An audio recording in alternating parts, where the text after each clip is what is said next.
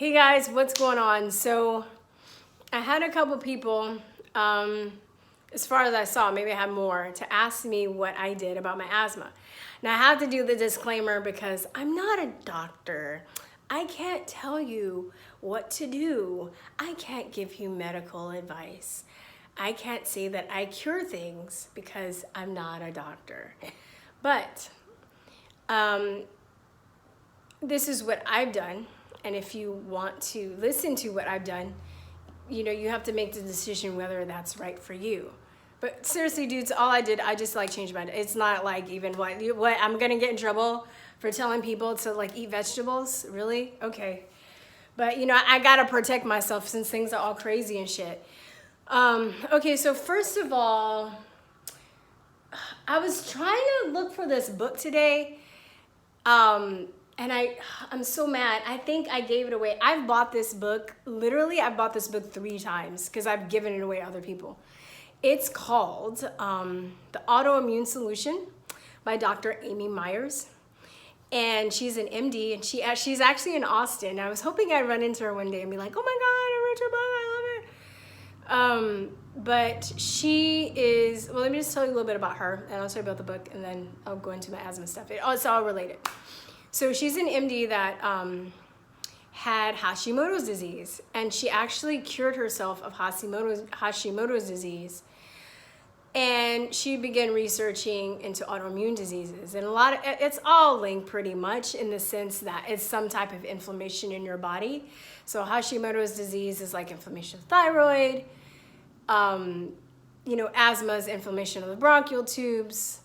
Arthritis is inflammation of the joints.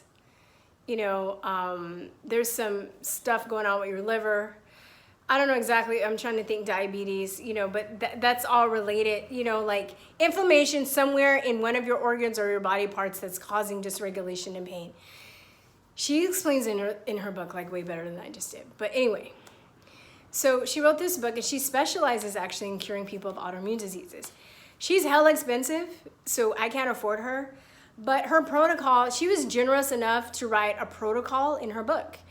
And I'm really grateful for that. And then some people are like, oh, she's trying to sell her book. But she could have just not written a book and only charged insane amounts of money to people that wanted to be cured by her. I think it was really generous. Even though, she's making money, it's a business thing. But I thought it was cool. It's not hard, y'all. It really isn't. And there are other people that have done this, by the way, so she's not the only one. I'm just saying, I use this book. I just came across this book first. I love the way that she lays stuff out. She kind of talks about autoimmune diseases and what causes it and stuff. She doesn't talk about vaccines in her book. I think she's doing, I don't know her, I don't know her stance on that. But maybe it's wise in the sense that she doesn't want to be, controversial. But I personally, one of the first things I would say for me, I don't take any more vaccines. I don't. No flu shots, nothing. Because you can, if you can do research. I'm trying to think, there's a book probably on vaccines that talks about allergies and how vaccines cause allergies and asthma. I can't think of one off the top of my head. If anybody knows it in the comments, would you please put it in the comments? I've just done, picked out research that supports that. So don't do that. Try not to take as many drugs, only in emergencies. Anything. So basically what you want to do is you want to keep the inflammation down. Eat foods that are anti-inflammatory. And also foods that are... so eat foods that are anti-inflammatory and cut out the foods that are inflammatory. So when you have asthma, this is your bronchial tube. See, this is what a normal bronchial tube would look like. I'm trying to get it right. And then when you have an asthma attack, it swells, right? And it swells, and it gets thinner like that. So the air, it has a hard time getting through that, right? If you have bronchitis, that means you have infection in your bronchial tubes. Pneumonia is an infection of the lungs, but right? And I would get pneumonia and bronchitis chronically, by the way, too. So it's terrible. It's horrible, right? And I'd be breathing so hard. I can feel like my lungs in my back, and you coughing so hard. You're like, damn, I don't even need to do sit-ups, but it hurts. You hurt so much from coughing. You're coughing because your body's trying to get out the infection, the phlegm that's in your lungs, the stuff that's in your lungs. It's a natural response, but it still sucks because you're like, oh my God, my stomach hurts so much from coughing, and you have a crazy fever. It's terrible. But anyway, so you want to get all of the foods that are inflammatory and eat anti-inflammatory foods. Anti-inflammatory foods would be like carrots and all green vegetables and, you know, I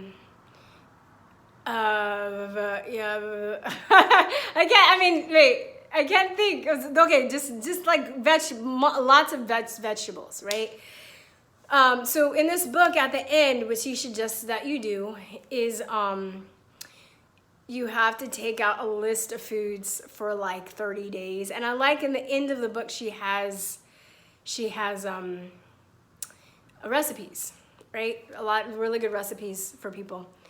And you're probably gonna hate this, but if you really wanna get better, this is a good road for you. And I think if you really wanna get better, stay committed for at least 1 to 2 months.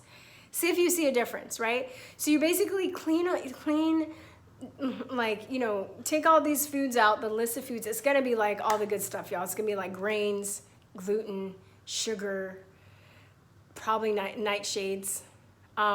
You can also do a search on Pinterest for AIP, the autoimmune protocol. But basically, you can find recipes that takes all of those things out.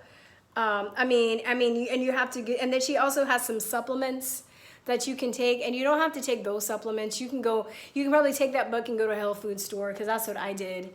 Because her supplements from her is kind of high. But you can get the same thing from like a health food store with cheaper. So I just took my book and I was like, hey, I want to get this. Is there a cheaper alternative to this that's just as good? And the guy totally helped me out. So like there's certain things that you can take to help you reduce your sugar cravings. So it's not so hard for you when you're trying to get off sugar. Sugar was the hardest. Gluten was pretty hard too, but I think sugar was the hardest for me. But I definitely, dairy, it's gonna be like dairy, gluten, sugar, probably nightshades. And you take those out for like 30 days. And then what you do is maybe put stuff back in and see how stuff affects you. So I discovered I can do a little bit of non-GMO blue horn, right? And then after that, my nose starts to run, right? You notice certain things like, oh, I can eat this, but this happens. Oh, or this food makes my eyes water, or this food hurts my stomach. Because when you're eating all that stuff at the same time, you don't really notice, you don't know what is what. So as you're doing this and maybe making notes, I should have taken better notes. Oh, I didn't take any notes, but I'm like, God, if I did it again, I'd probably take notes so I'd have a better record of what is causing what. And I saw an improvement, right? I still didn't do gluten. I put gluten back in because gluten's just amazing. And that was actually the hardest for me. And I was the most stubborn about that. I did not want to give up gluten. And it was a game changer. I shouldn't have given up gluten first. But now there's so many alternatives. I'm so sensitive to gluten. If I have a bite, it will set me back for a month. Because I would put it in, and I would and not eat it until my chest wasn't as tight, because I usually feel that too when I'm going to bed or if I'm working out. I would just get winded walking up a flight of stairs, and I kind of came to the conclusion that maybe I just shouldn't have gluten. I don't know if it would be forever or whatever, but right now my focus, I want to be well, I want to be in good shape, so it's worth it for me. But it hasn't been bad at all, especially like I said, now there's so many alternatives, and you have to get used to you know, what the thing it sucks is there's so much memory connected to food that it's like when you go to family gatherings or friends parties and they have all this food, right? So a lot of times what I'll do, I'll make sure that I'll eat, but sufficiently before I get there, or if it's like a potluck, I'll bring food that everybody can share. That's a good dish. And a lot of times, you know, you might have some people that make fun of you, but then you might turn some people on and be like, whoa, this is healthy. Oh my God, I didn't know healthy food can be this good, you know? And that was the thing of a freshman too. I had a lot of overweight people in my family. And this is when I was really trying to work on my health. And, you know, I have endometriosis as well. And I made more strides, I think, with my asthma and allergies right now than endometriosis. I mean, I made strides with that too, but I'm not 100% with all of it, but I'm definitely way better than I used to be. But, you know, and it wasn't about me like losing weight, because I've never had weight issues. You know, I think the unhealthiness manifests differently in everybody, but I would say just about all Americans are sick to some degree because of just our lifestyle, the food, you know, the knowledge that we don't have about health. It's very, very, very common anyway. But I had a lot of family members that are like really like obese, and like not even like, oh, I'm chubby, but I'm talking about like really like morbidly obese. And I remember one time I went to a gathering and I was like, I made this bomb ass, this is a good recipe. Mango, avocado, kale, and then salmon. And I just got, if you don't want to like get a salmon, like in great, you can just get canned salmon because it's already smoked, it's already cooked. Crush up the bones, make it into like a little pate or whatever, and just put the stuff in the salad and cut up the mango, cut the avocado, and just use any dressing. I usually use like a ranch that I make. Amazing. I throw some flax seeds in there. Amazing. It was really good, right? And I bought this and I was like, okay, I'm eating healthy. So, cause I didn't want to be tempted to eat like the fucking mac and cheese. They had some good food there, some dressing, some mac and cheese. I think it was for Thanksgiving because it was like dressing there. And you know, some family members made fun of me. You don't need to lose weight. You're too skinny.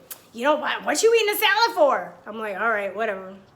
But then I had some family members that tasted it. They're like, this is really good. Like, oh my God, like, how did you make that? Like, you know, yeah, like I've been wanting to get healthy, and you know, a lot of people just, they want to, but they don't really know how, you know? Getting back to asthma, I always stay hydrated.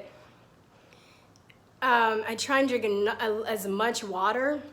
There's another good book called Your Body's Mini Cries for Water by Batmanghelidj. I swear to God, his name is Batman. He's like, his name is, it's pronounced like Batmanghelidj. He's like Middle Eastern or something. Just understand the importance of water in your body. We're like 70-80% water. You know, and I was doing fine for a few months with like not taking my inhaler, which is unheard of. I would have to take my inhaler at least like once a day. So for me to go weeks and weeks and then into months without taking my inhaler is really good. And the long-term effects of steroid inhalers are really bad, like eroded joints, heart problems. There's probably other stuff. I remember they wanted to put me on Advair, and this is before I knew about how corrupt the medical industry was. And I was just fiddling around and reading the insert because I was bored and I was at home. And I was like, cancer? That's the adverse effect? I was like, oh, hell no. Like, because I think it was like a sample that they gave me and they just wanted me to, I was like, no, I'm good, right? And the only cure that the doctors had for me was like, here's another inhaler with more steroids. Oh, you know, they'll tell you like, oh, if you haven't grown out of asthma by the time you're an adult, you'll always have it. I always hate those, and then I always hated those people that were like, I used to have asthma when I was little and then I grew out of it. I was like, yeah, fuck you. You're special, aren't you? But I'm just kidding. I heard lobelia is good, and I have not tried that, and I might try that soon because I feel like I'm not 100%, but I want to get 100%. And there's another guy who's a healer named Dr. Phil Valentine that a friend turned me on to, and he said that he had asthma really bad and he was able to cure it completely. But he actually, he doesn't just tell you what to do or give you, he teaches you. So true healers teach you how to heal. So it's a course, and I don't have the money right now to take the course, so that's just going to be put on hold. But that's something I definitely want to do because I want to learn how to do it myself so I can show other people. And, you know, sad to say, you know, I have been stress eating. I meant to make a video about that. Like, I did go back to sugar. I ate a whole box of gluten-free chocolate Twinkies in 1.5 sittings. I was like, "Arr, arr, arr, arr." Stress eating. And that's another thing. I wonder how many people who are dying of diabetes, you know, who have diabetes, who've been diagnosed with the coronavirus, was actually stress eating. You know, I had a really, really good friend that died a couple years ago. A couple years ago, he was a diabetic, and I know that he would stress eat, and I know he always loved his apple pie a la mode, and he had type 1 diabetes. So he, you know, he shouldn't have had nothing. Like, you know, another interesting fact, Halle Berry has diabetes. She's a type 1 diabetic, and she was able to get it under control through diet. There's a lot of things that you can get under control through diet. So whether you have, you know, asthma, or, oh, I was going to say, sad to say, sorry, I went on tangent. I had to take my inhaler a couple days ago because I bought a turkey meatloaf, and I was eating it for a few days, and I noticed my chest started to tighten up, and I was like, oh my God, what's going on? And one of my girlfriends, thank God, she was like, are there breadcrumbs in there? I was like, shit, it was the gluten. So that's how sensitive I am to gluten. And that's how, I mean, like, that's how much you're gonna have to watch what you eat to make sure that stuff is out. But as you get used to it, it's really not bad. I think being able to breathe is better. So, you know, and if I wanted to make my own meatloaf, you know, I just use like an almond flour, or, you know, there's so many different nut flours, or there's tiger nut, which is not a nut. So even if you're allergic to nuts, there's so many different like alternatives now. Even when I was a vegetarian years ago, like no time like the present is best to be a vegan or vegetarian, because there are so many options now, and it's so acceptable now, as opposed to when I was doing it when I was a kid, and people were just like, you're a freak, you need to eat something. Like my uncle was always scared that I was just gonna like disappear because, you know, I was a vegetarian, I wasn't getting enough. But, you know, he was kind of right, because I was like one of those vegetarians. I was like, look at me, I'm eating French fries and pizza every day. I'm healthy, I'm not eating that animal flesh. And then I got sick because I was eating French fries and pizza every day. So you can't, you know, if you're gonna be a vegan or a vegetarian, you're gonna have to oh, what's the word? You're gonna have to I can't think of the word. You're gonna have to eat healthy. You're just gonna have to eat a lot of fresh fruits and vegetables, and, you know, really healthy stuff, and make sure you're drinking a lot of water, and, you know, don't be like a vegetarian and vegan and drinking soda every day too. That's just poison. Diet and regular. So don't be eating a lot of sugar. A lot of vegans are unhealthy because they eat sugar. They're not eating flesh, but they're eating sugar. And even a lot of the processed food is really bad. So, you know, they're really good channels. I'm just going to put some people too to follow. It's going to be a journey, you know, but I'm hoping if you're not as stubborn as I was, because the reason it was just taking me this long is because I was stubborn. Even though my ass is skinny, I love to eat. Like, I love good food. I love to eat. Like, both of my parents were really good cooks. I have friends that cook. Like, I love food. So it was just hard for me. And I think psychologically it's really hard for people. But then once you realize there are so many other options out there, and there's so much support out there now for being able to change your diet, you know? And even some people, I had some people, you know, talk about that they were overweight in the section, they want to lose weight. Maybe you might want to get that book too, because it's not, like I said, it's not just asthma, it's all kind of autoimmune diseases. And if you're having trouble losing weight, say like you've done a diet and you've lost a lot of weight, but you can't get certain things off, there's probably like hormonal issues and other stuff, as I've known as other friends that I've watched that have tried to lose weight, and they've had to do a little bit more extra other than diet and exercise to get the weight off. But I believe it's possible. So don't give up, and don't let people say like, you're too old or what. No, that's some bullshit.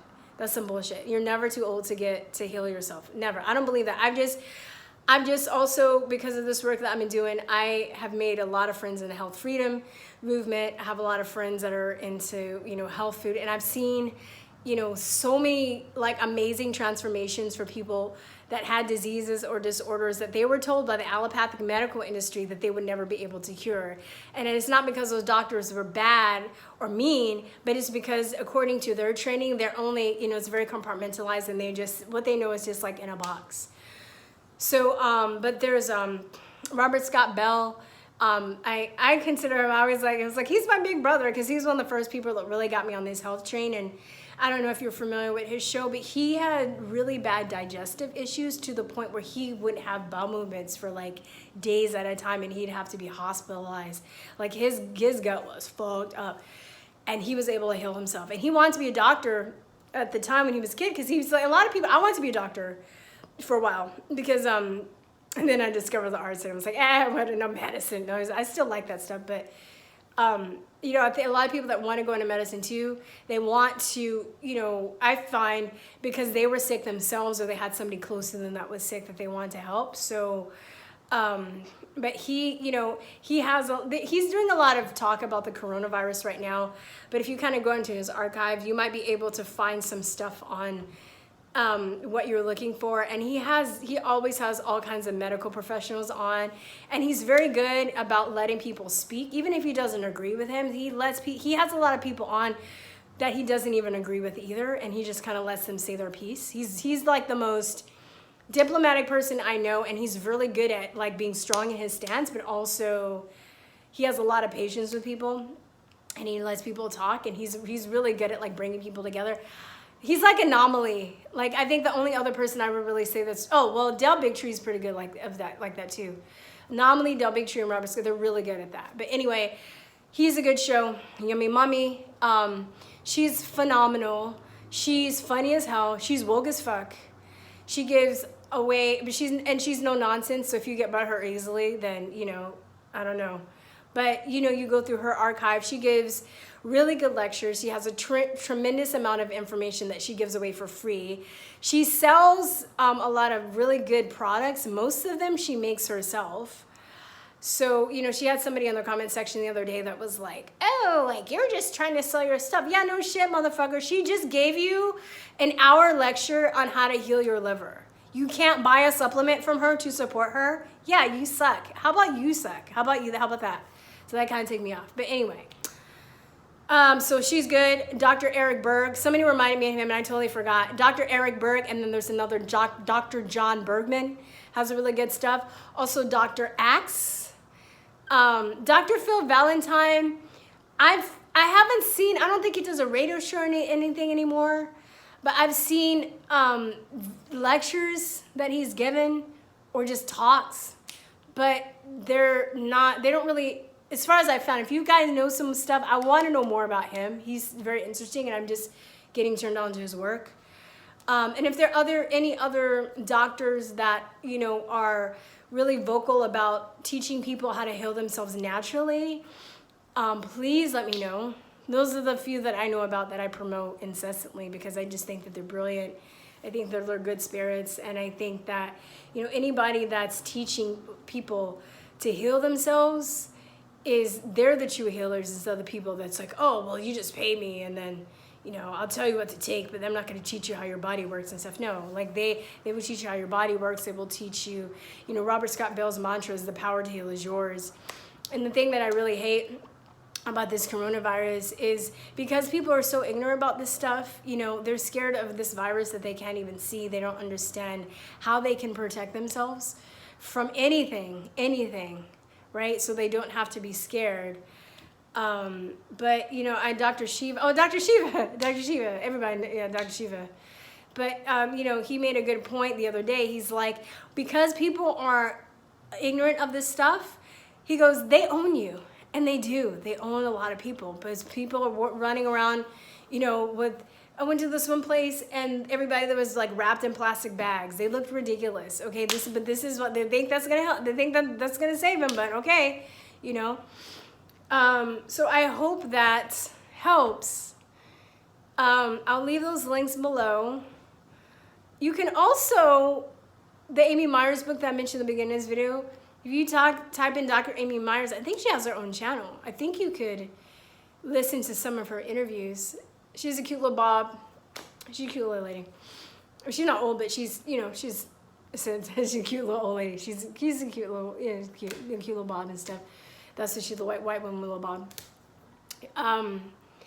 Yeah, you can probably look at some of her interviews so you can get a sense of who she is and what she does and stuff too. I think that's always very helpful. So, yeah, I mean, so the person that asked me, honestly, I just changed my diet. It's just that simple. I don't think that there's a cure, like in the form of like a pill or like a vaccine that's going to help you. But people need to go, there's not a cure for anything. It can stop the symptoms, you know, an inhaler is not a cure. It helps like decrease the inflammation for a short period of time so you don't die. But, you know, it's not curing my asthma. It's a holistic situation. And I still have a lot of work to do, but I'm telling you, I've come very, very, very, very far, you know, because I used to be really, really sick. And I'm very grateful. I'm very grateful. I'll be eternally grateful. And yeah. All right, so that's it, y'all. I will talk to you later. Peace and love. Bye-bye.